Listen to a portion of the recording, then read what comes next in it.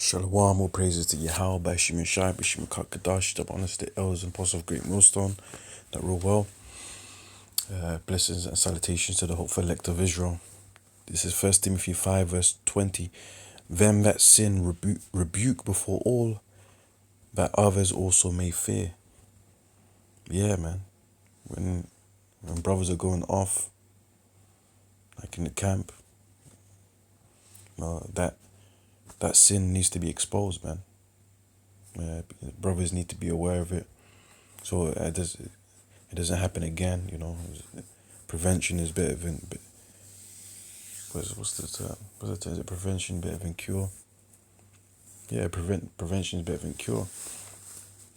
Making sure something doesn't happen again, especially if it's on a serious level. And that others also may fear. Yeah, fear the Lord. You gotta fear the Lord, because if you keep doing it, the Lord will jack you up and will expose you in front of everyone. And greatly humble you. The Lord will greatly humble you.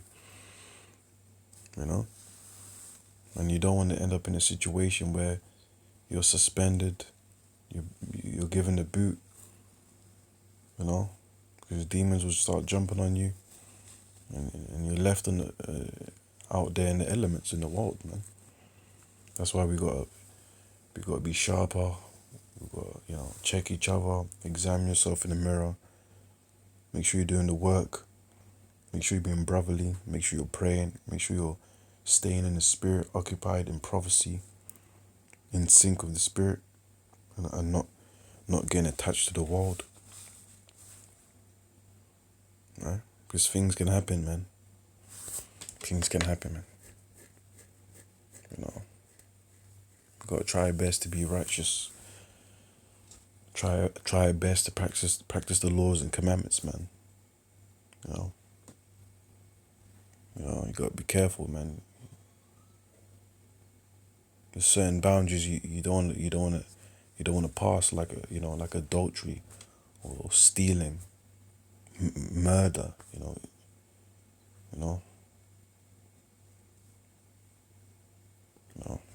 Just to name a few.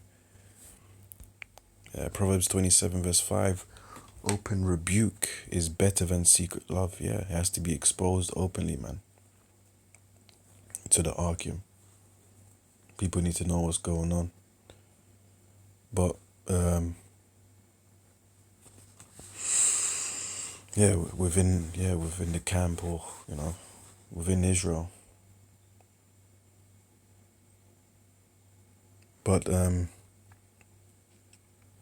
balance to that is also, I believe in Corinthians, it talks about when you judge, when you have a problem or issue or matter amongst yourselves, you ain't supposed to be going to the heathen.